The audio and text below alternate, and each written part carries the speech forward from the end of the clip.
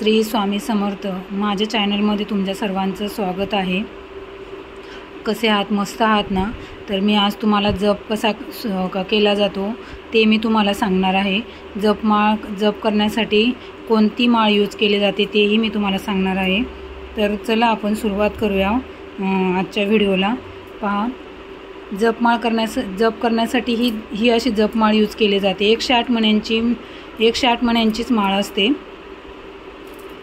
तर ही माळ जेव्हा आपण जप करायला स्टार्ट करतो तेव्हा हे उजव्या हाताची करंगळ शेजारचं बोट आणि अंगठा ह्या दोन बोटा अशी पकडून त्यामध्ये माळ पकडायची।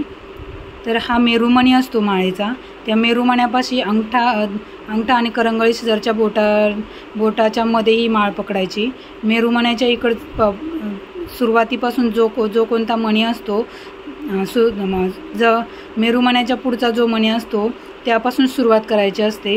श्री स्वामी समर्थ, श्री स्वामी समर्थ, श्री स्वामी समर्थ असं माझा जप करत आपण जेव्हा पूर्ण 108 मण्यांचा आपला पूर्ण 108 वेळा स्वामी समर्थ जप करून होतो आणि जो 101 शेवटचा मणी असतो म्हणजे 108वा जो मणी असतो त्या मण्याच्या वेळी आपण ज्यावेळेस श्री स्वामी समर्थ बोलतो, म्हणजे बघा आता हा जो शेवटचा मणी आहे इथं इथपर्यंत आले मी जप करत।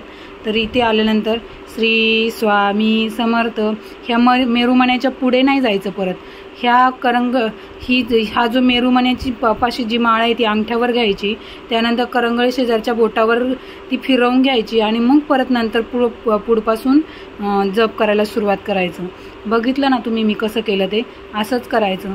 मग तुम्ही किती माळी जप केला तरी पण मेरुमण्याला उल्लंघून पुढे जायचं नसतं। मेरुमण्यापासून माळ फिरवून नंतर पुढे स्टार्ट करायचं असतो।